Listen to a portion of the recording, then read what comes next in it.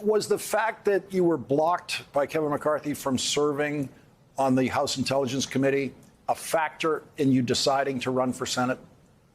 No, I had made the decision before that, although I do think that Kevin McCarthy gave me another powerful reason for Californians to vote for me, and that is they can make Adam Schiff Kevin McCarthy's home state senator. But my motivation was much deeper than Kevin McCarthy.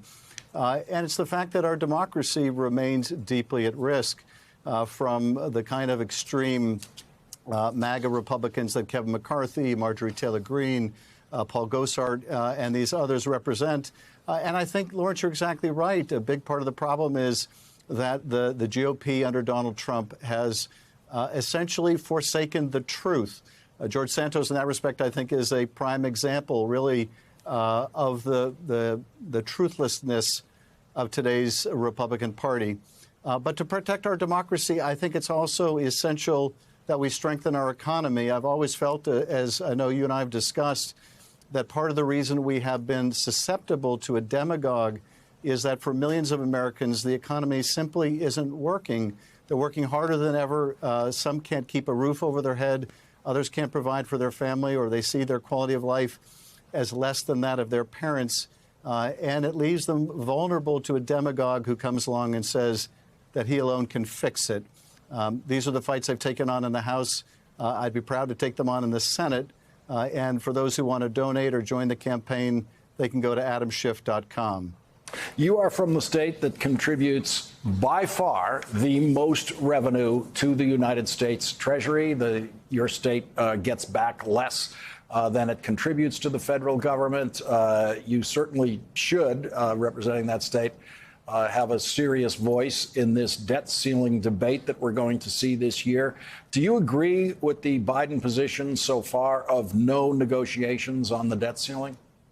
I do, absolutely. I think if we allow McCarthy or McConnell or others to hold our economy hostage, to essentially demand cuts to Social Security and Medicare as the price of not bringing us to economic ruin, then we just invite more of that kind of economy hostage taking. So I think the Biden administration is taking exactly the right position. Cutting Social Security, Medicare, for me, and I know for the president, is completely a deal breaker, off the table, nothing to be considered, and never will be.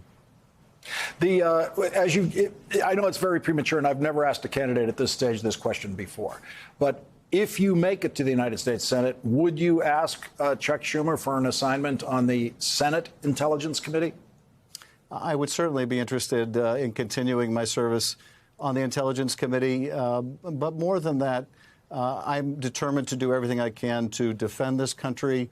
One of the sad realizations for me over the last several years is the principal threat to our country now comes from within. It comes from a demagogue like Donald Trump. It comes from the 140 Republicans in the House of Representatives who voted to overturn a presidential election because their ambition for office was greater than their devotion to the Constitution.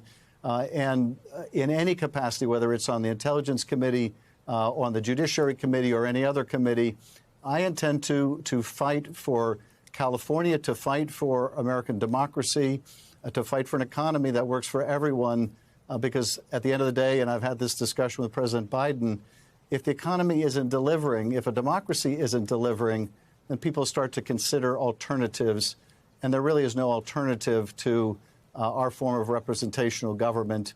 And I want that legacy passed on to my kids and grandkids. I want to get your reaction to the developing news this week, a report in the New York Times about the background on the Dunham investigation, this investigation that Attorney General Barr started with a special prosecutor where one of the staff, a couple of the staff resigned because of what they considered the ethical misconduct of that special prosecutor, who has so far obtained none of the evidence or convictions that he set out to obtain, which was to prove that the origins of the investigation of Donald Trump's connections to Russia were illegitimate origins.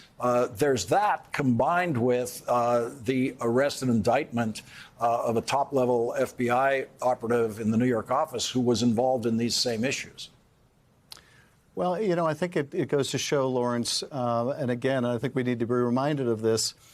Bill Barr was a terrible attorney general, and he authorized this investigation because Donald Trump was demanding it.